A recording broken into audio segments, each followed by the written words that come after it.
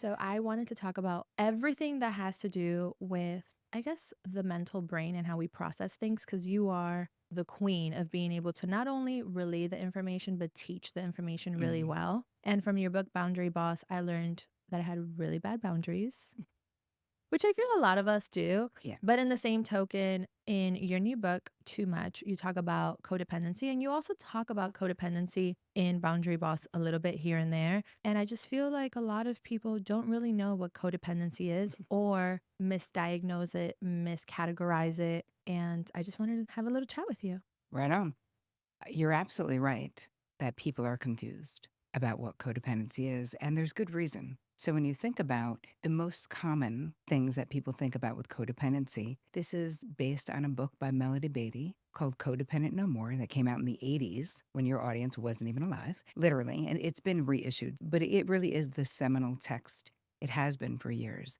But in that text, it talks about codependency almost exclusively, meaning you have to be in a relationship with someone who has addiction issues. Right. What I found in my Hmm. therapy practice is that the definition of codependency has been way expanded. But what ended up happening for me is that I've been a psychotherapist for over 25 years.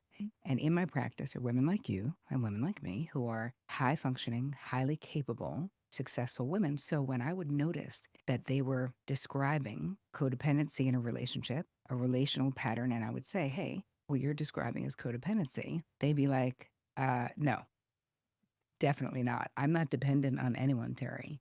Everyone depends on me. I'm making all the money. I'm managing all the people. I'm making all the decisions. And I realized that my clients didn't know what codependency was. So let's establish Yes. what it is. What is codependency? Well, according to me, codependency is when you are overly invested in the feeling states, the outcomes, the situations, the circumstances, the relationships of the people in your life to the detriment of your own internal peace. So, being lovers, right? We all like Hmm. love our people, we Right. all want them to be happy. But when you're codependent, you're overly invested in those things, meaning you feel responsible for them. Hmm. You take on the decisions of Anxiety triggers.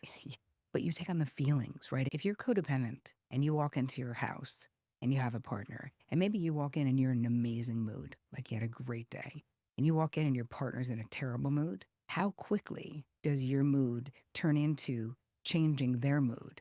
Like, oh, can I make you a drink? What do we want to have for dinner? Oh, I'm sorry you had a bad. Like, your good mood is gone Right. basically because now you're just in fix it mode.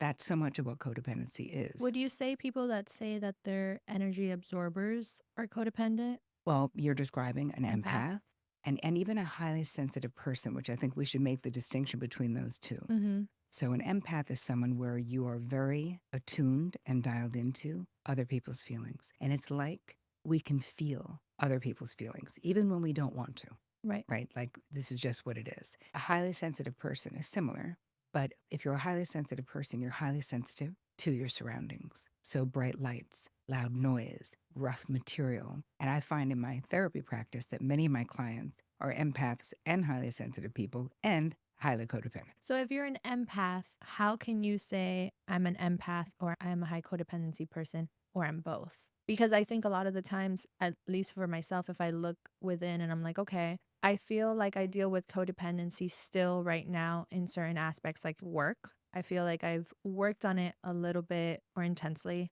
in my last relationships. Mhm. But new people show you new things, and then you're like, oh, I'm now using the same tactics differently. Mhm. So I haven't really healed from it. Mhm. But I'm also very empathetic. Mhm. So, how can I be able to separate? You can still be an empath, but don't lean on the high codependency. Well, part of it is that being an empath means you have to protect your energy. Hmm. And a lot of times people would come into my therapy practice or in my courses or a mastermind, and they would have no idea that they need to protect their energy. Because when you're empathic, it's like being someone who has like no door on your house. You know what I mean? Right. All those feelings, other people's emotions are coming in. And it's the same thing with having disordered boundaries, right? Where there's no self protection when our boundaries are too porous, which is too loose. So, as an empath, it's very important that you know that about yourself, Hmm. that you do energy work, which there's a friend of mine who's a very great energy worker, and she has a ton of free stuff online that people, we can put it in the show notes. And you also have meditations on Insight Timer. I have I love Insight Timer. Oh my God. Random throw in there. If you need a meditation app, it's free, has so many, and you have a whole section of meditations on there. I sure do. I love them. Yes, thank you. And they really are geared towards my clientele. They're Mhm. geared towards really women who do too much, Yeah. overfunctioning, because this is another part of what you're really talking about, Yanina, in your career, Mhm. right? Where maybe you learned how to stop overfunctioning in relationships. But when it comes to our ambition and career, that can be really difficult to even identify that you're overfunctioning or overgiving or micromanaging